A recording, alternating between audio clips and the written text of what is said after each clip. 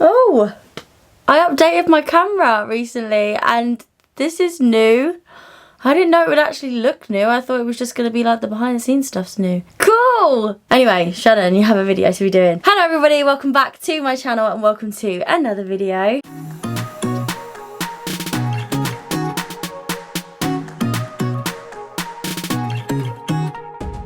So, as you can tell by the title and the spirit jersey and the Disney ears, this is a Disney video. I'm going to go through my top 10 tips for Disney in California. So that goes for Disneyland Park and also Disney California Adventure Park. So, if you are new here and you've just stumbled across this video, then a little bit about me. I am Shannon. I love all things Disney and all things travel. Also, I'm cabin crew. I've been cabin crew for about a year and a half now. So I am very, very lucky with my job that I get to travel to all sorts of places. And very recently, in June of 2024, me and my friend Josie, who's also crew, did a little buddy bid with work and we managed to fly to LA together. And we had one whole clear day there. So we spent the whole day, of course, in Disneyland. We did both Disneyland Park and Disney California Adventure. I managed to make 3 vlogs out of it, so if you haven't already seen them, go ahead and check them out. We do say a lot of tips and tricks throughout the vlog as well. We literally had the best time. But obviously this video is about the tips and tricks that I have learned from Disney in California. So don't get it twisted. I have only been to Disney in California twice. Both times I was there, I spent a whole practically 24 hours there. I had the whole day there and I spent my time equally in Disneyland Park and in Disney California Adventure. And I know there's a lot of people on YouTube that go to Disney all the time,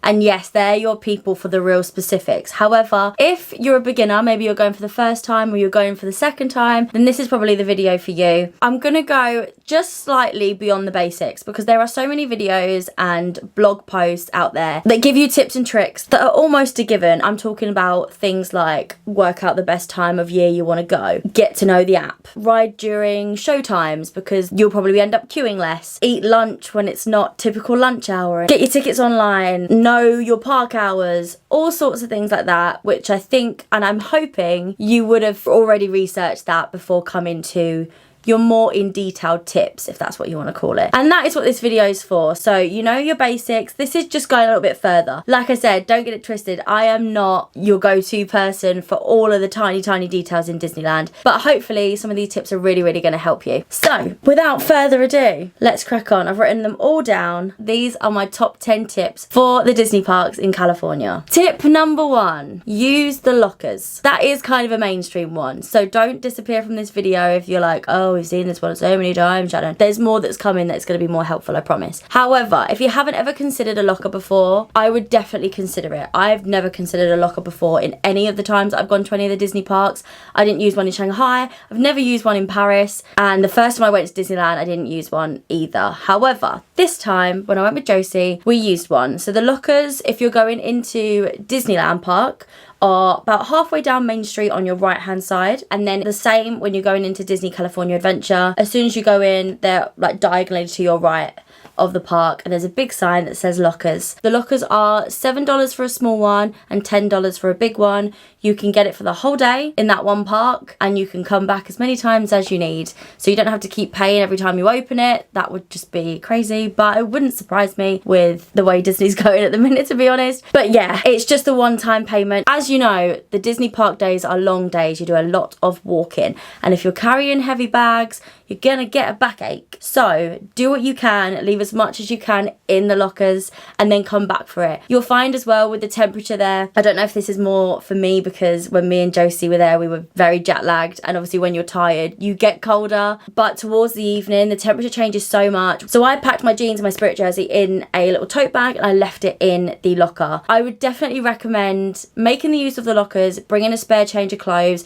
also bring in like extra like little cans of drinks and stuff that are going to stay cold. Bring them with you, keep them in there. It just saves you carrying it around with you and it's there for your convenience, and I'm sure you will thank me for it afterwards. So that's tip number 1. Make the use of the lockers. Tip number 2, get yourself a badge. I think out in America they actually call them buttons, but I mean these. The little badges that you can get that say happy birthday, or the ones that say first visit. There's some that say happily ever after. For those that have been recently married or engaged, there's a badge for everything basically, and they also personalize them. The reason I say to get these is because they create so so many great interactions for you. They really do. With my first visit badge, I didn't get as many interactions. However, this birthday badge was everything. The cast members and the parade performers and even the characters, they can see this badge from a mile away. They see the colour of it and they just make a beeline for you. They will wave at you from a distance. They'll come over and say hi. You'll get so many people saying happy birthday. So if you're at the parks for any sort of occasion, get a badge and write something on it. Even if it's not a birthday one, get a badge that just says anything. When Josie was with me, she was like, I want a badge too, but obviously it wasn't her birthday when we went. So she literally got a badge that said celebrating Shannon's birthday. And people spotted it. There was cast members saying to her, a very happy unbirthday to you. The Alice in Wonderland reference. But people really do spot you with these. So if you really want some great character interactions, which you'll get anyway, but this just takes it the extra mile. So if you're going for any occasion, get yourself a badge. You can get those badges at City Hall, which is in Disneyland Park, right at the very entrance to the park on the left. But you can also get them at, I'm pretty sure, any shops. We got them in one of the merch shops in Mickey's Toontown. We just went up to the till when there was nobody queuing and we just said, do you do the badges or the buttons? And she said yep. She was personalising them, so I'm pretty sure they have them anywhere.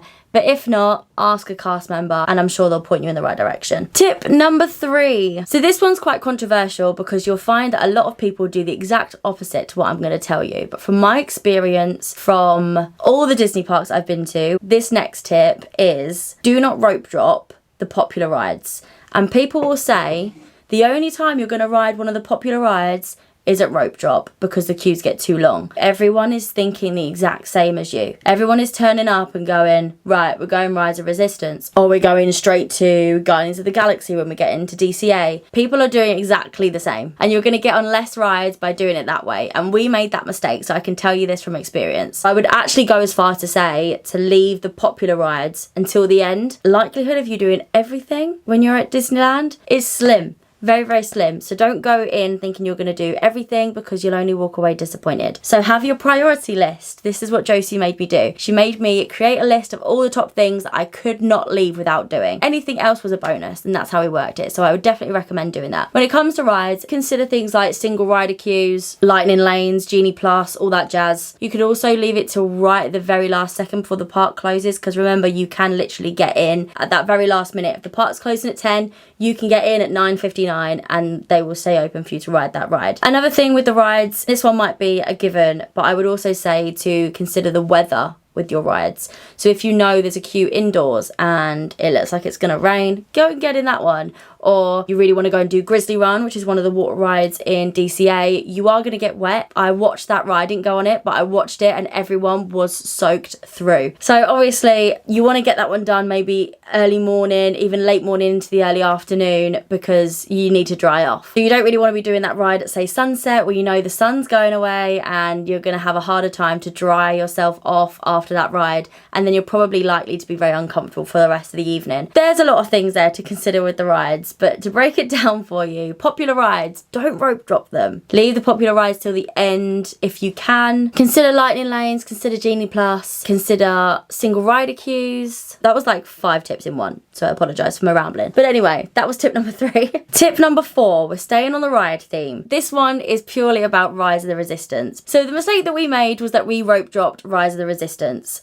And that's a popular ride, so everyone, the world and its wife, were all travelling the same direction as us, doing the exact same thing. Second mistake was that when we got there, the ride was down. So that wasn't really on us, but at that point there was not really anything we could do about it. We didn't know that was going to happen. Then you have to make that important decision on whether you want to walk away and go and do something else or wait, because it might be that it comes back up in 5 minutes. And here's where the tip comes in, because a lovely lady came up to us and told us this. So she came over and she said, I've just heard that you're considering waiting around for this ride to come back up. She said, I come here all the time, and from my experience, every single time this ride goes down, it takes at least 45 minutes to reboot it. So we obviously then had to decide whether we wanted to believe her or not, and we chose to believe her. And we went and did Pirates of the Caribbean, and we went and got beignets, which were chef's kiss, so good by the way, and we just had a wander. And all the time whilst we were going on Pirates of the Caribbean and we were getting our beignets and stuff, we kept checking the app and Rise of Resistance was still down. And then when we finally finished that, it had been about 45 minutes, so we checked the app again and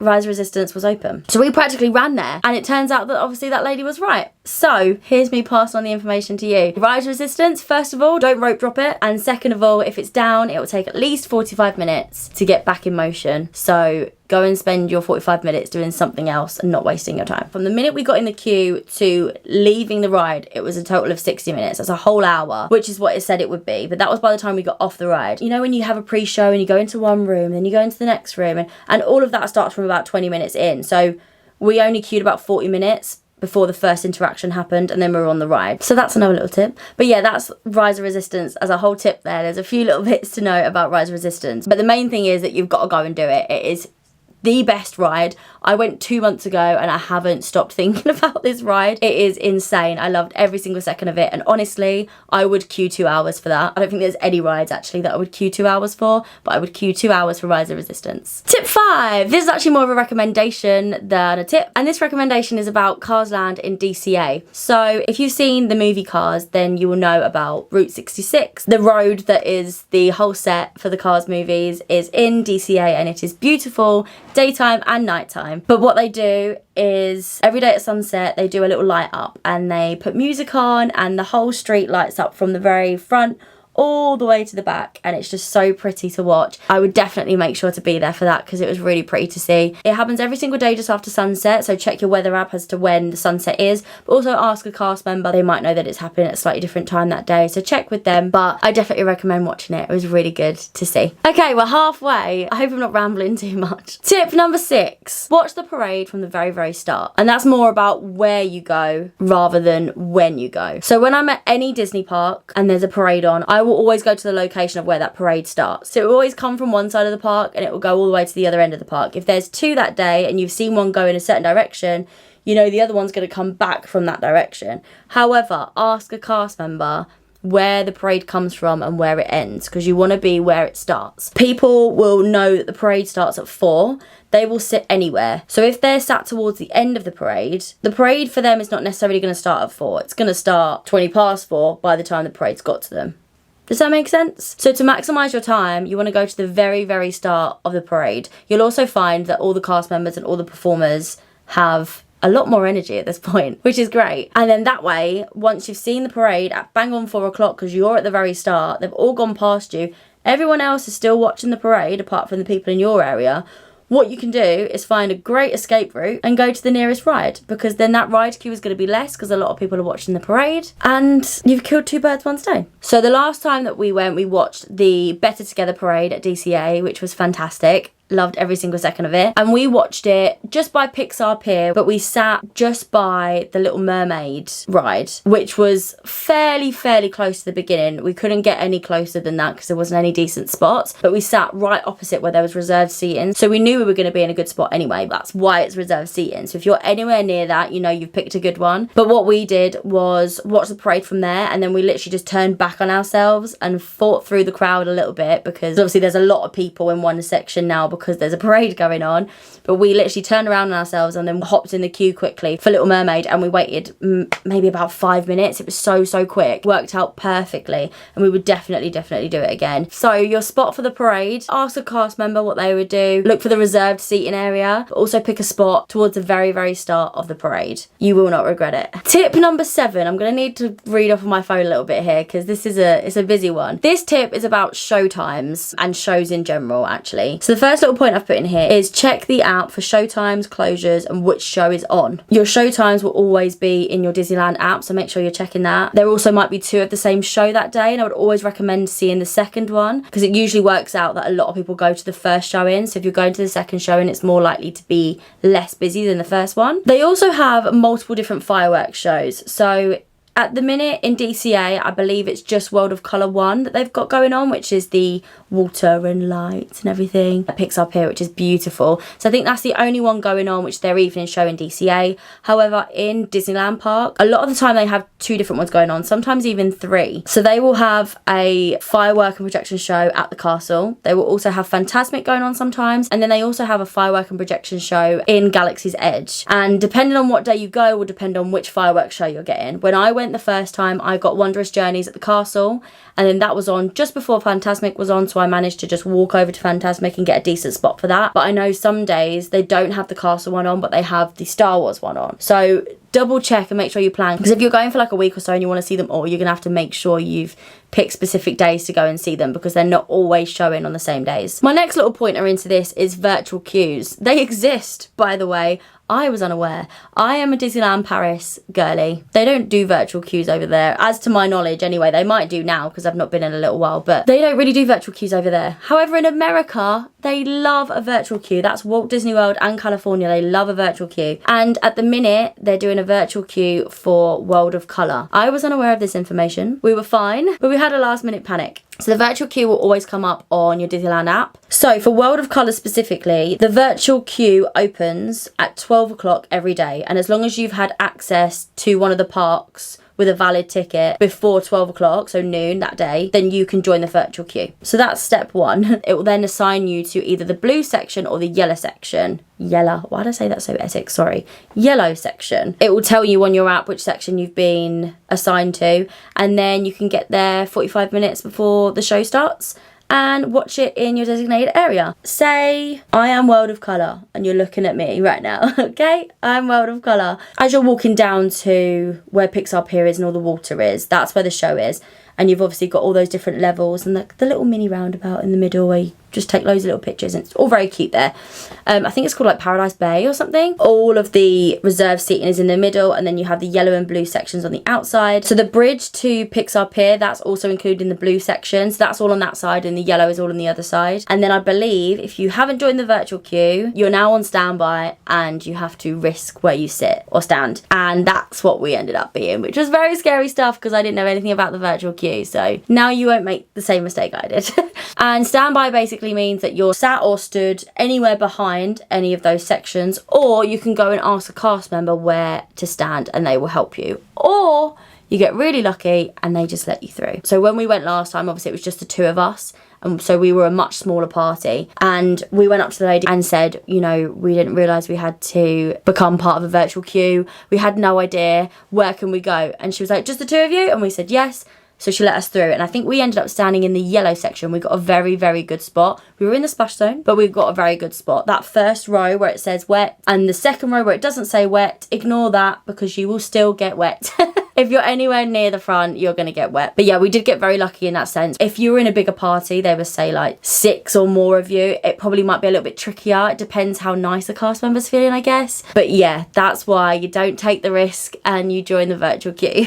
Okay, tip number 8. Eat before 9 p.m. because you might be surprised that a lot of places start to close. 9 p.m. is a guideline, by the way. We spent the evening of our day in DCA, and DCA was closing at around 10. I think the last show went on at 10:15, and then an hour after that was when it was like completely shut off. So we were running around trying to find something to eat whilst the first show was on, thinking it was going to be a little bit quieter. However, we found that a lot of places were closing or already had closed and then couldn't serve us. So we really struggled to find something to eat, and that was at roughly around 9 o'clock. So that was an hour before park closure. So what I'm saying is just to consider the time that you're going to have your dinner, because we were prioritising riding all the rides and doing all these things that we didn't eat. And I know that happens to a lot of people in Disney. So don't leave it too late, because it might be that you're out of luck. Maybe just plan your meal times better than I did. Tip number 9, we're nearly at the end now. Shops will stay open an hour after park closure. So if you're somebody that has a lot of things on your priority list and there's a lot of things that you want to do, and you're not prioritising getting your favourite Spirit jersey or a couple of pins, because you can't leave without getting a couple of pins, then leave it till the end. So like I said, we ended our evening in DCA. DCA was closing at 10, however the last show is at 10:15. So we watched World of Colour at 10:15. That went on for about half an hour roughly. So we still had about 15 minutes to get into the shops, and we were way longer in the shops. So I'm sure they stay open even longer than that, to be honest. But yeah, if you're feeling that you're going to waste time walking around the shops during the day when you could be in a queue for a ride or you could be meeting a character, then save it till the very end. I'm sure you can actually pre-order stuff from the shops as well. So if there's something you know you're going to get, just pre-order it. And last but not least, I've said this sort of throughout this whole video, but it is my most important tip. it's ask a cast member. Literally ask them anything and everything. What we found very helpful was asking a cast member what they would do if they were having a day at Disneyland. So you'll find that a lot of the cast members love their job so much that when they're not working that day, they will often come in to spend a park day at Disneyland or DCA. So they know exactly what they're talking about. They know all the best things, they know all the best stuff, they know the best timings. So go and ask them what they would do, because it could benefit you. We just ask so many questions, honestly. They're the best people to ask because they're literally there all the time. Even when they're not supposed to be there, they're there living their best life. They've all got jobs as Disney cast members for a reason, and they love their job. They love talking Disney. So ask them what they would do, ask them for tips, ask them for tricks, ask them for their recommendations, because they're the best people to talk to. And that is my final tip. I hope this hasn't been too much of me rambling. My throat is killing me from the amount of blah blah blah I've been doing today. But anyway, I hope it was helpful. I definitely learned a lot on my last 2 trips to Disneyland in California, so I hope that this can help you guys on your future trips. But anyway, I'm gonna stop rambling. I hope you have the best Disney trip ever, because I'm sure that's why you're here watching this video. But I'm gonna love you and leave you. Thank you so much for watching this video. Remember to like and subscribe, and I will see you in my next one. Bye!